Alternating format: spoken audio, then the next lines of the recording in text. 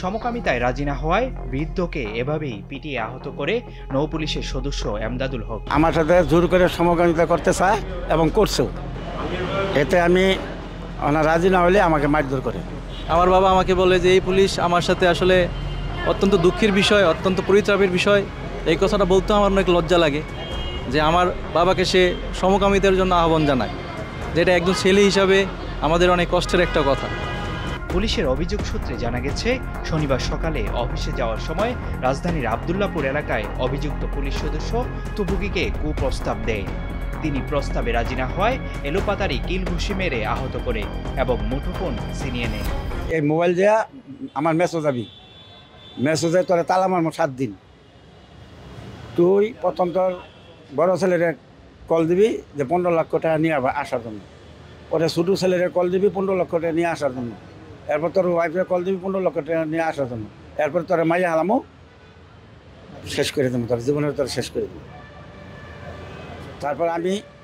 এরপরে আমি যাই নাই, না যাওয়াতে মনে করেন আমার মারধর করছে খুব।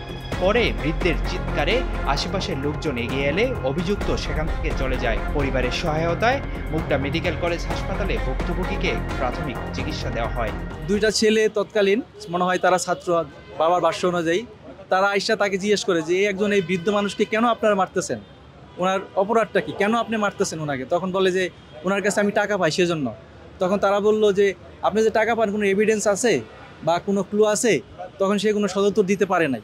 তো তখন যখন ছাত্ররা যায়, এর আগে আমার বাবাকে সে অনেক মারধর করে, অনেক ভিডিওতে আমি দেখলাম, আমার খুব কষ্ট লাগলো। তখন আমার বাবা আমার বাসায় যায়, যাওয়ার পর আমি আমার বাবাকে মুগদা মেডিকেল কলেজ হাসপাতাল সেখানে নিয়ে যাই। রাজধানীর উত্তরখান এলাকায় একসাথে মেসে থাকাকালীন তার উপর আসক্ত হয়ে পড়ে অভিযুক্ত। এক পর্যায়ে জোরপূর্বক সমকামিতাতে জড়াতে বাধ্যও করেন। তো একটা সময় দেখা যায় যে ও আমার বাবার মোবাইলটা ওর কাছে নিয়ে, যখন মেসে থাকতো মোবাইলে নিয়ে ও আমার মাকে একবার তালাকও দেয়।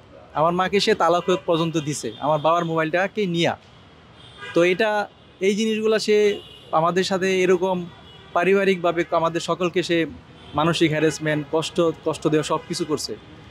এটি ধারাবাহিকতায় সে আমার বাবাকে 2 টাইম হত্যা চেষ্টা করে, তো অনেক টর্চার করছে। অভিযুক্তের সাথে ভুক্তভোগীর ছেলের একটি ফোনের কথোপকথন এই প্রতিবেদকের হাতে এসেছে, যেখানে অভিযুক্তের কথায় সমকামিতারও ইঙ্গিত মিলেছে। ওই যখন একটা মহিলা যখন টাকার জন্য টর্চারিং করে, তখন ওই পুরুষের তো ইনকাম নাই, কি করবে? কারণ ওই যে বউ চাইছে দিতে হবে, তখন কিন্তু সে আজে বাজে কাজে লিপ্ত হয়। শুধু এইটুকুই বললাম, আর বাদ বাকি কিছু বললাম না। সুতরাং এত ব্রাইট পুষ্টে যায় না, এটা সে কিন্তু নিজে থেকে সমাধান করতে পারতো। সো আপনারা না নামে আপনার মাকে বুঝান, মাকে বুঝায় আপনার বাপকে বলেন যে ঠিক আছে, আমাদের সাথে তুমি সৌজন্য সাক্ষাৎ করে মিট করে এসে পড়ো, সবচেয়ে বেটার হবে আমি মনে করি। এতে আপনারা সেফ থাকবেন। যেহেতু 6-7 মাস যোগাযোগ করি নাই, একটা দিন সে আইসুক আমার সাথে, আইসা কথা বলে যাক, টাকা যায় মেসে পাবে, আসুক, আসে দিয়ে যাক। আমি চাই না, শুনেন, আমি চাই না এটা ফ্যামিলি ভাবে যাক। হ্যাঁ, এই তো লাইনে আইসেন, এই তো বুঝতে পারছেন, কথাও কোনো জায়গায় অত্যুত কথা বলবেন না, অনেক কিছু ঘটনা আছে এখানে। ভুক্তভোগীর বড় ছেলে এই ঘটনার বিচার দাবি করে বলেন, দীর্ঘদিন ধরে আমার বাবা এই পুলিশ সদস্যের হয়রানির শিকার, তার কারণে আমাদের পরিবারও ধ্বংসের পথে। যেহেতু সে রাষ্ট্রের একটা গুরুত্বপূর্ণ পদ, পুলিশে জব করেন, তো আমাদের পরিবারের সাথে যেরকম ঘটনাটা হয়েছে, আমি আশা করি বাংলাদেশের কোনো পরিবারের সাথে যাতে এরকম ঘটনাটা না হয়। অভিযোগের বিষয়ে জানতে চাইলে নৌ পুলিশের সদস্য এমদাদুল হক সব তথ্য মিথ্যে বলে দাবি করেন। না ভাই, এটা আসলে আরেকবার এরকম অভিযোগ করছিল, মিথ্যে কথা, সম্পূর্ণ মিথ্যা। কালকে যে মারধর করা হয়েছে, ওই যে ওনার আঘাতের চিহ্ন, আপনার একটা রেকর্ড আসছে আমাদের কাছে, ওইগুলো সবই মিথ্যা না?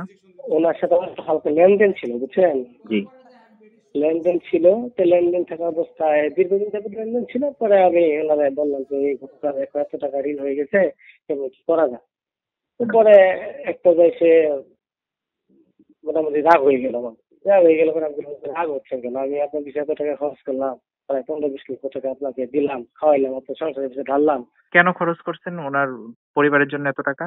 ওটা আমরা একসাথে ছিলাম, তো একই ম্যাচে ছিলাম, বুঝলে? তেমন আমার আসলে চিন্তা করা ছিল যে চাকরিটা বেশি দিন করবো না, হাফ পেনশন হয়ে গেলে হাফ পেনশন নিয়ে দেশের বাইরে চলে যাবো ইউরোপ কান্ট্রিতে। অভিযোগের বিষয়ে বিএনপির উত্তরা পূর্ব থানার ভারপ্রাপ্ত কর্মকর্তা মোহাম্মদ মহিবুল্লাহ জানান, এ বিষয়ে আমরা একটি অভিযোগ পেয়েছি, তদন্ত করে মামলার বিষয়ে ব্যবস্থা নেওয়া হবে। Abu Bakr Raihan, Daily Sun.